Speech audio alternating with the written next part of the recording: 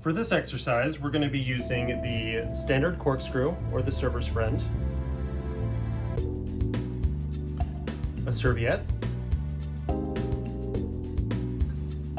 our glassware, coasters, and of course, the bottle.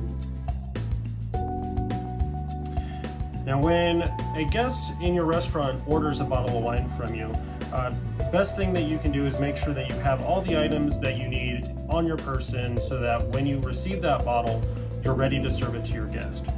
It starts with the presentation. So when I receive the bottle to present to the table, I will approach the table, approach the guest and the host who ordered it, present it to the guest. This is the 2016 Côte d'Aron from Igigal. They'll approve it, and then I can begin opening it. You never want to have the label not facing the guest. The label should be facing the guest at all times. You can brace it from the top of the bottle just so that I've got a nice firm grip on it. Grab my server's friend,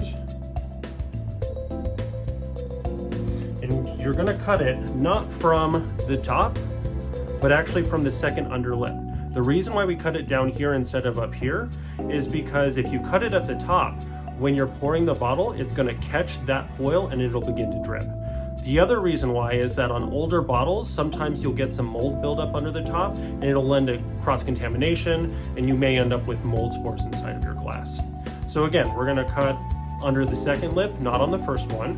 You're going to make your first cut in the front third, right here underneath the lip. Once that cut's complete, you're going to make another cut for the final 2/3 at the back. And again, you're doing this entire process while the label is facing the guest. Peel up the top of the foil and put it in your pocket.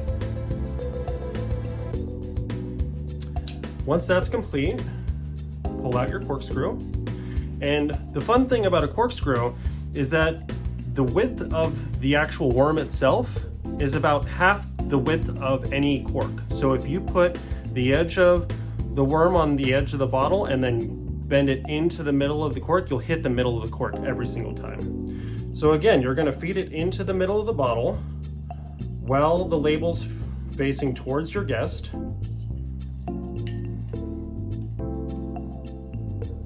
And you never want to open a bottle and have it pop. You don't want it to make an audible noise. This should be a very elegant process.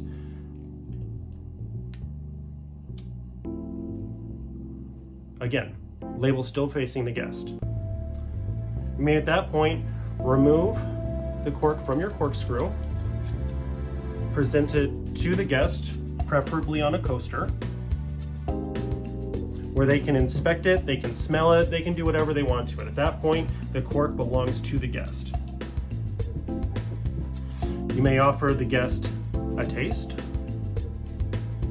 Again, while you're pouring, you want to make sure that the label is always facing the guest.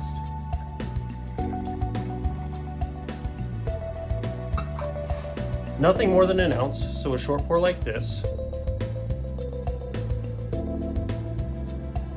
If the guest approves it, you may then pour it for the rest of the table, going clockwise, starting with the women first and then following through with the men. If there is a guest of honor at the table, it is preferable that you serve the guest of honor first before serving the rest of the table. Before leaving the table, ask the host of the bottle if they would like to hold onto the cork. If not, you may then remove it and any unnecessary items from the table as well before leaving. Don't forget to treat everybody with kindness, say please, thank you, and don't forget your exit rating. It's one of the most important things you can do during service. Thank you for joining us today. I hope you learned a little bit about standard table service, and I look forward to sharing more with you later in the week.